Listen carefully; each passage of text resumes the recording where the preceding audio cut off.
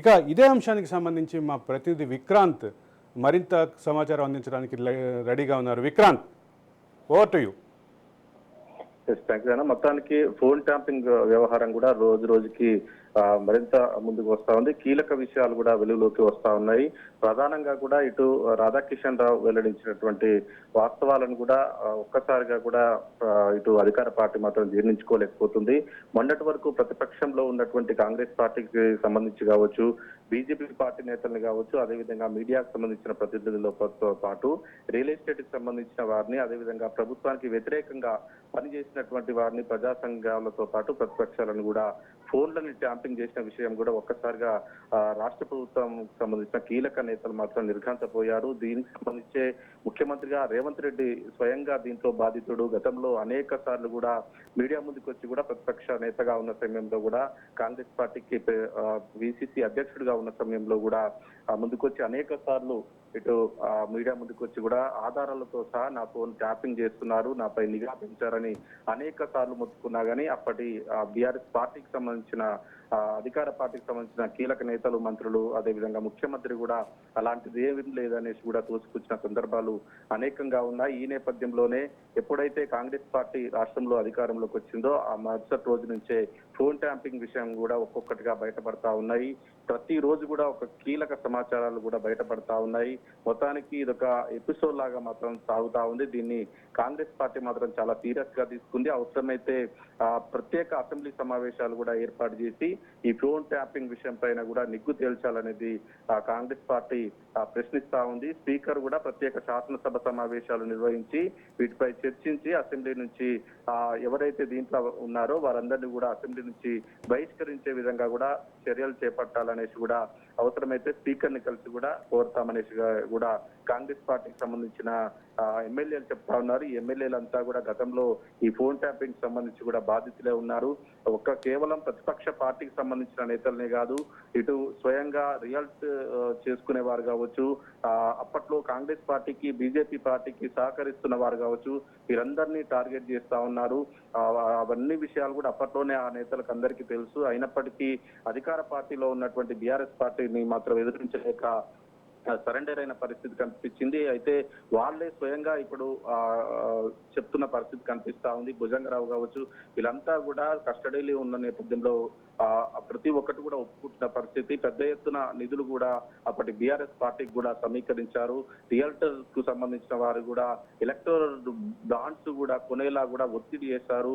స్వయంగా శ్రీధర్రావు విషయంలోనే, సంధ్యా శ్రీధర్రావు గారి విషయంలో కూడా 13 కోట్ల ఎలక్టోరల్ బాండ్స్ కూడా కొనేలా చేశామనేసి కూడా స్వయంగా ఒప్పుకున్న పరిస్థితి కనిపిస్తా ఉంది. మొదట్లో ఒప్పుకోకపోతే క్రిమినల్ కేసులు పెట్టి కూడా చిత్రహింసలకు గురి చేశామనేసి కూడా స్వయంగా కస్టడీలో ఉన్న వారే ఒప్పుకున్న దాన్ని బట్టి చూస్తే చాలా పెద్ద గేమ్ ప్లానే వేశారని చెప్పుకోవచ్చు. వీటన్నిటిని కూడా అధికార కాంగ్రెస్ పార్టీ మాత్రం ప్రస్తుతం తీవ్రంగా హెచ్చరిస్తా ఉంది. ఖచ్చితంగా దీని వెనుక ముఖ్యమంత్రి, అప్పటి ముఖ్యమంత్రి కేసీఆర్ తో పాటు ఆ ఫ్యామిలీకి సంబంధించిన వారు అందరినీ కూడా బయటికి తీసి ఖచ్చితంగా జైలు పాలు చేస్తాం, అవసరమైతే ప్రత్యేక అసెంబ్లీ సమావేశాలు ఏర్పాటు చేసి దీనిపైన ఒక కమిటీ వేసి కూడా ఎవరెవరు ఉన్నారో దీంట్లో వారందరిని పైన కూడా చర్యలు తీసుకునేలా ఒత్తిడి చేస్తామనేసి కూడా కాంగ్రెస్ పార్టీకి సంబంధించిన ఎమ్మెల్యేలు విక్రాంత్ అదే సందర్భంలో తనకి కాంగ్రెస్ పార్టీ తోటి, అదే సందర్భంలో ముఖ్యమంత్రితో ఉన్న సన్నిహిత సంబంధాలతోటి తాను బయటకు వచ్చేస్తాను, ఈ విషయంలో ఎటువంటి అంటే అనుమానం అక్కర్లేదు అన్న ధీమా సాంబశివరావు వ్యక్తం చేసినట్లుగా వార్తలు వస్తున్నాయి. దీనికి ఎట్లా చూడాలి? సార్, మీరు అన్నట్లు వాస్తవం. అతను తన సన్నిహితులకు కావచ్చు, ఖచ్చితంగా నేను కాంగ్రెస్ పార్టీకి ముఖ్యమంత్రి రేవంత్ రెడ్డి కూడా అత్యంత సన్నిహితుడిని, ఖచ్చితంగా నా పాత్ర ఉన్నప్పటికీ గతంలో అధికార పార్టీకి నేను సేవ చేసినప్పటికీ ప్రస్తుతం మాత్రం ఉన్నటువంటి ముఖ్యమంత్రి రేవంత్ రెడ్డికి నేను అత్యంత సన్నిహితుని, ఖచ్చితంగా నేను ఈ రేవంత్ రెడ్డి నన్ను బయటపడేస్తాడనేసి కూడా తన అనుచరుల వద్ద కూడా చెప్పినట్టుగా తెలుస్తా ఉంది. కానీ రేవంత్ రెడ్డి మాత్రం ఈ విషయంలో చాలా సీరియస్ గా ఉన్నాడు.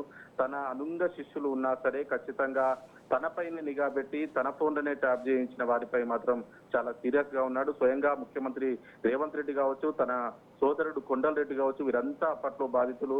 ప్రతిపక్ష పార్టీలో కూడా కేసీఆర్ పై పోరాడిన వారిలో కూడా ఇటు రాష్ట్ర వ్యాప్తంలో కూడా రేవంత్ రెడ్డి ముందు వరుసలో ఉంటాడు. రేవంత్ రెడ్డి కేవలం రేవంత్ రెడ్డి పిసిసి అధ్యక్షుడిగా ఉన్న సమయంలో రేవంత్ రెడ్డినే కాదు తన ఫ్యామిలీని కూడా టార్గెట్ చేసింది. తన ఇంటి పక్కనే కూడా ఒక కిరాయికి తీసుకొని కూడా తన బెడ్రూమ్ లోకి కూడా కొన్ని సీసీ కెమెరాల టైప్ లో కూడా వినేందుకు కూడా చొచ్చుకెళ్ళి వెళ్లారని కూడా ఇటీవల కస్టడీలో ఉన్న సందర్భంలో కూడా చెప్పిన సందర్భంలో కూడా పోలీసులంతా కూడా నిర్ఘాంతపోయారు. ఈ విషయంలో మాత్రం ముఖ్యమంత్రి రేవంత్ రెడ్డి మాత్రం చాలా సీరియస్ గా ఉన్నాడు. ఫోన్ ట్యాంపింగ్ విషయంలో ఎంతటి వారున్నా సరే, నాకు ఎంతటి దగ్గర వారైనా, ఎంత ఆప్తమిత్రులైనా సరే వారందరిపైన కూడా ఖచ్చితంగా చర్యలు తీసుకోవాలని చాలా ఇప్పటికే పోలీసు హైకమాండ్ కు మాత్రం స్పష్టమైన ఆదేశాలు జారీ చేశారు. ఎంతటి వారున్నా సరే, ఇప్పుడు ఉన్నటువంటి సాంబశివరావు కాదు ఎవరున్నా సరే ఖచ్చితంగా ఊసలు లెక్క పెట్టాల్సిన పరిస్థితి మాత్రం ఖచ్చితంగా కనిపిస్తాం. అదే సందర్భంలో సాంబశివరావును అరెస్ట్ చేసేటటువంటి అవకాశాలు, దానికి సంబంధించినటువంటి వార్తలకు మీ దగ్గర ఉన్న అప్డేట్స్ ఉన్నాయా? ఖచ్చితంగా. వాస్తవానికి ఇప్పటికే 2 సార్లు కూడా అరెస్ట్ చేసేందుకు కూడా రంగం సిద్ధం చేశారని తెలుస్తుంది. కాకపోతే ఇంకా కస్టడీలో ఉన్న నేపథ్యంలో కూడా కొంతమంది ఇంకా ప్రాథమికమైనటువంటి సమాచారం తీసుకుంటా ఉన్నారు. ఇంకా ఎలాంటి ఫీడ్బ్యాక్ వస్తుందనేసి మాత్రం వాళ్ళు ఇప్పటికే కస్టడీలో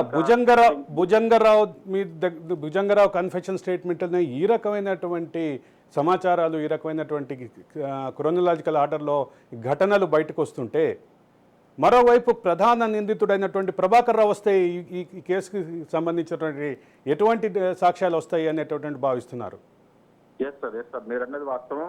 భుజంగరావుకు సంబంధించిన అతను వెల్లడించిన వాస్తవాలని మాత్రం వెల్లడించినటువంటి వాటిని జీర్ణించుకోలేని పరిస్థితిలో ప్రస్తుతం రాష్ట్రానికి సంబంధించిన, ప్రభుత్వానికి సంబంధించిన పెద్దలు ఉన్నారు. మీరు అన్నట్టు ప్రభాకర్ రావుకు సంబంధించి కూడా ఇంకా చాలా విషయాలు కూడా బయటికి రావాల్సి ఉంది. ప్రభాకర్ రావుకు ఎప్పుడైతే కస్టడీకి తీసుకొని అతని ద్వారా తెలిసినటువంటి వాస్తవాలను తర్వాతే మిగతా వారందరిపైన కూడా ఇటు రాజకీయాలకు సంబంధించిన నేతలపైన కావచ్చు, వారికి సంబంధించిన ప్రభాకర్ రావుకు సంబంధించిన కుటుంబీకులకు సంబంధించిన వారు కావచ్చు, వాళ్ళందరూ ఇచ్చినటువంటి స్టేట్మెంట్లను బట్టి కూడా ప్రభాకర్ రావు ఏం చెప్తాడు, ఎలాంటి సమాచారం ఇస్తాడు, ఇంకా ఎవరెవరిపైన నిఘా పెట్టారు, ఎంతకు తెగించారనే విషయం మాత్రం బయటపడాల్సి ఉంది. ప్రభాకర్ రావు ద్వారానే అతను ఇచ్చిన సమాచారంతోనే మిగతా వారందరినీ కూడా అరెస్ట్ చేసేందుకే వేచి చూస్తున్నట్టుగా తెలుస్తా ఉంది. దానికి సంబంధించి మాత్రం కాంగ్రెస్ పార్టీకి సంబంధించి ఇప్పటికే అనేక సార్లు కూడా డీజీపీని కోరారు. దీన్ని పెద్దగా ఇష్యూని మాత్రం ఖచ్చితంగా సాధ్యమైనంత త్వరగా కంప్లీట్ చేయాలని, ఎవ్వరు ఎంతటి వారు ఉన్నా కానీ ఖచ్చితంగా వారందరినీ శిక్షించాలని కోరుతా ఉన్నారు. గత కొద్దిసేపటి క్రితం కూడా కాంగ్రెస్ పార్టీకి సంబంధించిన సీనియర్ ఉపాధ్యక్షుడు నిరంజన్ కూడా మీడియా ముఖంగా కూడా మాట్లాడుతూ కూడా ఖచ్చితంగా మేము స్పీకర్ ని కలుస్తాం, కాంగ్రెస్ పార్టీకి సంబంధించిన ముఖ్య నేతలమంతా కూడా స్పీకర్ ని కలిసి ప్రత్యేకమైన అసెంబ్లీ సమావేశాలు ఏర్పాటు చేసి కేవలం ఈ ఫోన్ ట్యాంపింగ్ విషయంపైనే అసెంబ్లీ సమావేశాలు ఏర్పాటు చేసి ఒక కమిటీ వేసి కూడా సాధ్యమైనంత త్వరలో, అవసరమైతే 30 లేదంటే 45 రోజుల్లోపే వీటన్నిటిని కూడా నీకు తెలిసి బాధ్యులపై మాత్రం కఠిన శిక్ష పడేలా కూడా చర్యలు తీసుకుంటాం. దీనికి సంబంధించి త్వరలోనే అసెంబ్లీ స్పీకర్ ని, అదేవిధంగా డీజీపీని కూడా కలుస్తామని కొద్దిసేపటి క్రితమే ఇటు కాంగ్రెస్ పార్టీ ఆఫీస్ అయినటువంటి గాంధీ భవన్ లో కూడా మీడియా సమావేశంలో కూడా చెప్పాడంటే ఖచ్చితంగా దీని అంతటికి కూడా కాంగ్రెస్ పార్టీ సిద్ధమైంది. ఈ గతంలో ఎవరెవరు ఉన్నారో వారందరినీ కూడా శిక్షించే వరకు కూడా వదిలిపెట్టమనేసి మాత్రం స్వయంగా పిసిసి అధ్యక్షుడిగా ఉన్నటువంటి ముఖ్యమంత్రి రేవంత్ రెడ్డితో పాటు ప్రతి కాంగ్రెస్ పార్టీ ముఖ్య నేత కూడా కోరుకుంటా ఉన్నారు. అదే సందర్భంలో ముఖ్యమంత్రితో ఉన్నటువంటి సాన్నిహిత్యాన్ని అడ్డం పెట్టుకొని తాను బయటపడాలి, ఈ కేసుకు సంబంధించినటువంటి అంశాల్లో ఎక్కడా తాను ఇన్వాల్వ్ కాకుండా ఉండటానికి ప్రయత్నం చేసినటువంటి పరిస్థితి ఉంది. అదే సందర్భంలో ఈ వ్యవహారం మాట్లాడుతున్నటువంటి వాళ్ళందరి వ్యక్తిత్వ హననాన్ని చేయడానికి ప్రయత్నం చేసినటువంటి పరిస్థితి ఉంది. అయితే ఒకవైపు తన మీద వచ్చినటువంటి ఆరోపణలు దేశానికి, అంటే సైబర్ టెర్రరిజం ఆరోపణలకు కేసు సెక్షన్స్ కూడా ఉన్నాయి దీంట్లో. ఇటువంటి కీలకమైనటువంటి ఆరోపణలు ఉన్నటువంటి ప్రస్తుత పరిస్థితుల్లో తనని మీద వచ్చినటువంటి ఆరోపణలు తప్పించుకోవడానికి మిగతా వాళ్ళ వ్యక్తిత్వ హననం మొదలుపెట్టారు సాంబశివరావు. అదే ప్రధానంగా చెప్పాలంటే శ్రీధర్ రావు గారికి సంబంధించినటువంటి వ్యక్తిత్వ హననం, ఆయన మీద గతంలోకి పెట్టినటువంటి కేసులకు సంబంధించినటువంటి ప్రస్తావనలు చేస్తూ మాట్లాడుతున్నారు. ఇక మిగతా వాళ్ళకి సంబంధించినటువంటి వ్యక్తిత్వ హననానికి కూడా దిగారు. ఇది మేమందరం ఊహించిందే. దీనికి సంబంధించినటువంటి మానసిక స్థైర్యం కానీ, అదే సందర్భంలో వీటన్నిటికీ ఎప్పుడో ఇమ్యూన్ అయిపోయే ఇక్కడ కూర్చున్నాము సాంబశివరావు గారు. మనం ఖచ్చితంగా నేను గతంలో ఇదే వేదికగా చెప్పినట్లుగా ఏవైతే ఉన్నాయో అన్ని విషయాల్ని మొదటి నుంచి మాట్లాడదామని మీరు గతంలో విసిరినటువంటి ప్రెస్ క్లబ్ వేదికగా విసిరినటువంటి సవాల్ని అంగీకరిస్తూనే నేను ఆ రోజే చెప్పాను మీకు చాలా క్లియర్గా, మాట్లాడటం మొదలు పెడితే ఖచ్చితంగా మాట్లాడదాం. ఎక్కడి నుంచి మాట్లాడదామంటే తెలుగుదేశం పార్టీ ఆఫీస్లో ఫ్యాక్స్ మెషిన్ దగ్గర నుంచి మాట్లాడదాం. ఆ, మీరు మీ సన్నిహిత మిత్రుడైనటువంటి భుజంగరావు సహకారంతో నడిపినటువంటి ఆ, ఒక అనైతిక కార్యక్రమం గురించి మాట్లాడదాం. ఇక అక్కడి నుంచి మొదలుపెట్టి పంచవటి కాలనీ గురించి మాట్లాడదాం. మరిన్ని వివరాలు ఖచ్చితంగా మాట్లాడదాం. అందుకు మేము సిద్ధమే. ఆ, దీనికి సంబంధించి మరిన్ని అప్డేట్స్ మా ప్రతినిధి విక్రాంత్ అందిస్తారు. విక్రాంత్. యా, సాంబశివరావు గారు, మీకు సంబంధించినటువంటి అంశాల్లో మొదటి నుంచి మేము చాలా క్లియర్గా చెప్తా ఉన్నాం. మీ పాత్రకి సంబంధించినటువంటి సాక్ష్యం దొరికింది. ఈరోజు సాక్ష్యం దొరికింది కాబట్టి మరింత బలంగా మాట్లాడగలుగుతున్నాం, మరింత బలంగా మాట్లాడేటటువంటి అవకాశం కూడా మాకు వచ్చింది అనేది క్లియర్. ఇక ఈ కేసులో సైబర్ టెర్రరిజం చట్టం ఉంది. సైబర్ టెర్రరిజం చట్టంతో ఉన్నటువంటి కేసులో మీరు నిందితులుగా మారితే మాత్రం కొంచెం కఠినమైనటువంటి పరిస్థితులే ఉంటాయి. అదే సందర్భంలో రాష్ట్ర ప్రభుత్వం కూడా ఈ అంశంపై చాలా సీరియస్గా ఉంది కాబట్టి దీనికి సంబంధించినటువంటి కాన్సిక్వెన్సెస్ వీటన్నిటి గురించి ఖచ్చితంగా మాట్లాడుకోవాల్సినటువంటి పని అయితే ఉంది. ఒక పక్కన ఒక వ్యక్తిని బెదిరించి 13 కోట్లు అప్పట్లో రాష్ట్రంలో అధికారంలో ఉన్నటువంటి పార్టీకి ఇప్పించారు. మరో పక్క 2 కోట్లు మీరు తీసుకున్నారనేటువంటిది కన్ఫెషన్ స్టేట్మెంట్లో ఉంది. అది అంతటితో ఆగకుండా మరిన్ని కేసులు పెడతామని చెప్పి మరిన్ని బెదిరింపులకు పాల్పడారనేటువంటిది కూడా కన్ఫెషన్ స్టేట్మెంట్లో క్లియర్గా ఉంది. ఇది మేము చెప్తున్న మాట కాదు. కన్ఫెషన్ స్టేట్మెంట్లో మీ చిరకాల స్నేహితుడైనటువంటి భుజంగరావు చెప్పిన మాట. మీ చిరకాల స్నేహితుడైనటువంటి భుజంగరావు చెప్పినటువంటి ఈ కన్ఫెషన్ స్టేట్మెంట్లో ఉన్నటువంటి అంశాలనే మేము ఈరోజు ప్రస్తావన చేస్తున్నాం. అందులో అనుమానం లేదు. కన్ఫెషన్ స్టేట్మెంట్లో ఉన్నటువంటి ఏవైతే మీ చుట్టూ తిరుగుతున్నటువంటి వివాదం, మీ పేరు ప్రస్తావన, అదే సందర్భంలో 2 కోట్లు మీరు తీసుకున్నారు అనేటటువంటి అంశం. ఇది చెప్పింది నేను ఇంకొకళ్ళో జర్నలిస్ట్లో ఎవరో కాదు. ఇది మీ మిత్రుడు, మీ చిరకాల మిత్రుడు అనేటువంటి భుజంగరావు తన కన్ఫెషన్ స్టేట్మెంట్లో చెప్పినటువంటి మాట. ఒకవేళ దీనిపైన మీకు ఏమైనా విభేదం ఉన్నా, వివాదం ఉన్నా, ఇంకోటి ఉన్నా ఖచ్చితంగా మాట్లాడవచ్చు. అయితే ఇక్కడ ప్రధానంగా ఉన్నటువంటి అంశం ఏంటంటే, మీరు 13 కోట్లు అప్పటి రాష్ట్ర ప్రభుత్వానికి ఇప్పించారు, 2 కోట్లు మీరు తీసుకున్నారు అనేది ప్రధానమైన ఆరోపణ. దీనికి మీ చిరకాల మిత్రుడైనటువంటి భుజంగరావు, అదే సందర్భంలో ఆయన బాస్ అయినటువంటి ప్రభాకర్ రావు సహకరించారు అని. ఇది ఇంతటితో ఆగకుండా ఈ 15 కోట్ల డీల్ సెటిల్మెంట్ అయిపోయిన తర్వాత కూడా మరికొంత వివాదం నడిచింది.